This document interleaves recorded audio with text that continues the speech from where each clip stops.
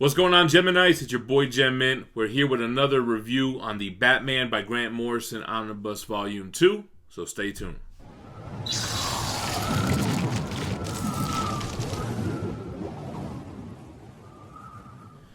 Alright guys, check this out. From what I can tell, the community is kind of split on where they're at with this Morrison Batman. A lot of people like the run, think that Morrison's a great writer. A lot of people hate the run and they feel like it's confusing and that there's too much going on. And that's where I'm at with this run. So, spoiler alert, I wasn't really enjoying this run. I liked Volume 1. I thought it was interesting enough because you had the introduction of Damian Wayne. He's becoming Robin, the interaction between him and Bruce Wayne. And it was a little ambiguity in the book, but not as much as this book. You are going to be confused if you just jump into this Grant Morrison run without doing prior reading, which I'm not a fan of. And it seems to happen in a lot of Batman omnibus, like the new 52 Batman and Robin.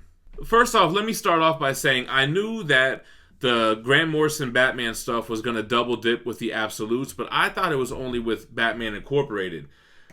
And I was a little bit disappointed when I found out that this entire 16-issue run of Batman and Robin is also collected in this book. So it's a heavy double dip, and that's my bad. I should have known going in that this Absolute, like I already had this material.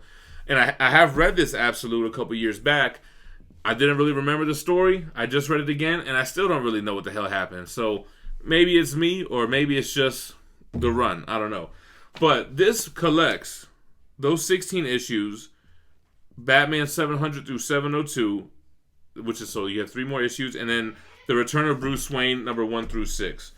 If you're watching Volume 2 review like this, you probably already read it, so there's going to be some spoilers. But the reason why I wasn't really into this book, first of all, there's so much going on. So much going on within this book. You have a feeling like there's a ton of stuff going on outside the book that you're a little bit lost. You really need to read Final Crisis before reading this, because at the end of Final Crisis, Bruce Wayne, Batman, he dies. So he's alive in Volume 1, and he is dead in Volume 2. And what you have is you have the original Robin, Dick Grayson, is Batman, and Damian Wayne is Robin. The interaction between them are not as enjoyable for me as they are between Bruce and Damian. And also, my big beef is that Batman dies, but you never really feel like he's really going to be dead for long. Like, even at the end of Final Crisis wasn't like, oh my god, they killed Batman. At least, not in my opinion. And in this book, right away, they're already teasing that Bruce Wayne is alive and he's going through the time stream and all this kind of crap. And I guess I just don't like when they put Batman on a big scale. Like, I don't like seeing Batman in outer space in the Watchtower. I don't like Batman time traveling because he's just a human. You know what I'm saying? He's just a rich guy who trained hard as hell. And I don't like to see that. So that Return of Bruce Wayne stuff to me is kind of whack, man. Like, you have him in the Stone Age, then you have him in the Pirate Age, and then, alright, it's kind of cool how all the murals of the Waynes in Wayne Manor are really like Bruce throughout time, giving clues on how to bring him back. Like, I kind of like that little aspect, but I don't like when they include Bat stuff in his family history and stuff. I mean, I guess they did it here because Bruce put it in there for like the Justice League to find him or whatever. But at first I didn't really like it. Like, he became Batman when his parents were killed, and then he went out and trained and all that stuff. Like, I don't like when they try to put that Bat lore in the Wayne family. I don't know if you know what I'm saying. But I am kind of contradicting myself because, after reading it, you realize Bruce did that throughout time. So I guess that's okay. That's a little bit of a pass. You have a lot of forgettable things going on here, man. Like, you have this guy, Dr. Pig, with his pig mask, all pig face. And then you have Dr. Hurt, who becomes or impersonates Thomas Wayne, and Thomas Wayne is bad, and they make this whole backstory on how Thomas Wayne really killed Martha Wayne, and she was addicted to drugs, and all this stuff. And, basically it's Dr. Hurt, I think it is, I could even be wrong, who has been alive for hundreds of years because he's like some kind of crazy surgeon or something. Stole Thomas Wayne's face and all this stuff in an attempt to tarnish the Wayne name and the symbol of Batman as well. The Batman and Robin issues, like I said, are dealing a lot with the relationship between Dick Grayson and Damian Wayne. And I guess, in retrospect, Dick was like he was a good mentor for Damian. It was a different type of mentor, and he had to treat Damian different to get him to act right. Because if you don't check Damian, he's gonna straight murk everybody. And I love Damian Wayne. There was a lot of confusing stuff in here. The whole Miss Dr. Sexton, who really was the Joker, and they're leaving these dominoes as clues everywhere. I mean, a lot of that stuff was like I said, there's so much going on, man. I guess the big thing on this is that Bruce Wayne comes back. Ooh, how long has it been? Not long at all. Bruce Wayne comes back as Batman, and he ends up announcing to the world that Bruce Wayne has been funding Batman this whole time. He says that he tells the world, hey, my parents were murdered in front of me as a child, so when I saw somebody like Batman come along, I had no choice but to fund him, and now that I'm back, I'll be able to continue, blah, blah, blah, and introduces Batman Incorporated. So now we're going to get in Volume 3, this whole Absolute Edition, this Batman Incorporated, which is 14 issues. This entire Absolute is going to be in the Volume 3 Omnibus, so that being said, I'm not really looking forward to them. I didn't realize that this material had already been collected. And the story's all over the place. Not a fan of the artwork at all. It looks very childlike, I want to say. I mean, there's some different artists, but like the main artist who draws this, I'm just not a fan of it, man. I don't know. We'll have to flip through and take a look at the artwork, but man, no, it wasn't like, I don't know, that type of artwork and like these goofy Batman are everywhere kind of stuff. It's just kind of whack, man, to be honest. Like, it's not a run that I would recommend. Like, if someone said, yo, I want to get into Batman, what should I read? Read Batman by Grant Morrison, said no one ever. So, I'm not as hardcore as Manimal. I'm not a Grant Morrison hater. I like some Grant Morrison stuff, but I don't like these omnibus. I don't like books that you're getting an omnibus. You should have the whole story, but these are reliant on other stories as well. So, I'm just not really a big fan of that. I read Final Crisis, the Absolute Edition, years ago, around the time I read Reborn, and I didn't retain anything that happened in there. I didn't even remember Bruce Wayne died at the end with the God bullet or whatever. That's the gist of it. Let's flip through the artwork together, and we'll take a look at it. All right, while we're here, we might as well look at the dust jackets for both Volume 1 and Volume 2 of Batman by Grant Morrison Omnibus. So you have the covers, and then here are the matching spines.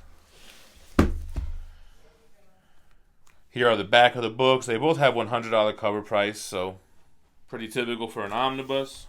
All right, then you have the hardcovers, which have like the inverted bat logo on each one, so that's pretty cool. And then the spines are opposite. I didn't really notice that when I didn't have these side by side. So let's check out the artwork here in the second volume. So first of all, look at this image right here.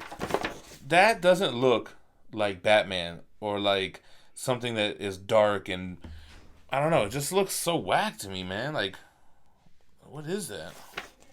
That is more of a Batman look that I'm accustomed to, like right there. Unfortunately, a lot of the art is like that first one. Even here. Like, look how the capes just droop. I mean, they all look wrinkled. This must be the same guy. And actually, that's Morrison, too, who did New X-Men. So that must be, like, his pal that they team up with, man. And then you have this art, which is like a painted look. It's like we're all over the place, even with the artwork. See, I'm not feeling the art on this issue at all. That wrinkly look, man. You remember how he did New X-Men? We had those, like, wrinkly-looking jackets. This big fat lady. Like, come on, what are we doing, man? What are we really doing? Look at that, all those wrinkles. You ain't McFarlane, bro. What is this? The artwork is whack. Okay, Jason Todd was kind of dope. He was kind of crazy in here. And I don't know much about Jason Todd. I mean, I know he ends up becoming like Red Hood or whatever, but he's like looking like the real Joker Red Hood in this book. So artwork looks like it must have changed up here a little bit. That Batman looks dope. This issue looks good. Yeah, the Jason Todd stuff looks good. I don't even remember who this guy is. The 99 People or whatever. Cartoonish. Batman. Don't like it. Got this whole domino thing. I don't even know what that was all about, to be honest with you. The Batwoman stuff and like trying to resurrect Bruce Wayne in the Lazarus Pit, but it really was like a duplicate that Darkseid made. I guess it was kind of cool how Batwoman died and they brought her back and like voluntarily. Artwork is whack here. It was actually, this was pretty cool, like showing Batman through the future. So they go, that's tomorrow, right? And then they're gonna show like, and this was a futuristic Two-Face, which was pretty cool actually. Let's see. And then tomorrow after that is Batman Beyond.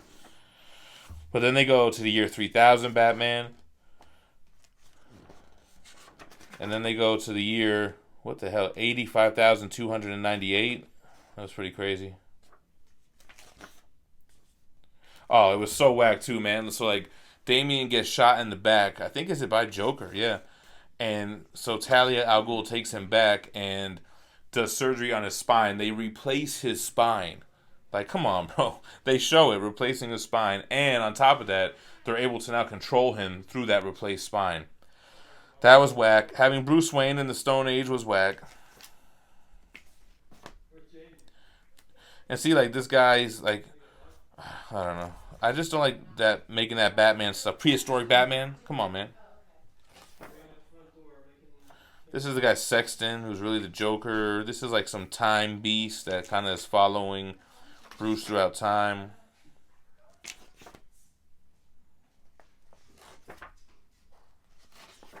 Yeah, then all of a sudden, like, Justice League show up, and it's so out of context. Like, I don't even know what the hell's going on. I mean, I'm sorry I haven't read everything DC prior to this book. It was kind of cool, like, Slade was the one, like, mocapping the Robin body when he had the fake spine or whatever. Pirate Batman, come on, man. It's, like, so whack. Oh, Cowboy Batman, like, that's what I'm saying.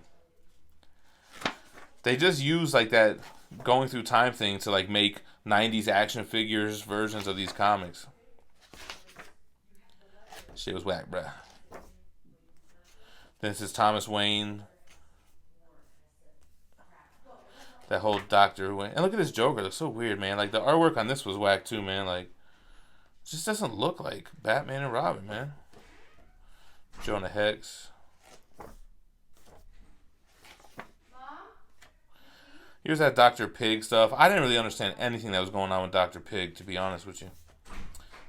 To be real. Batman comes back and he's all like cyborged out. So, you get the gist of it. Oh, here's the end panel.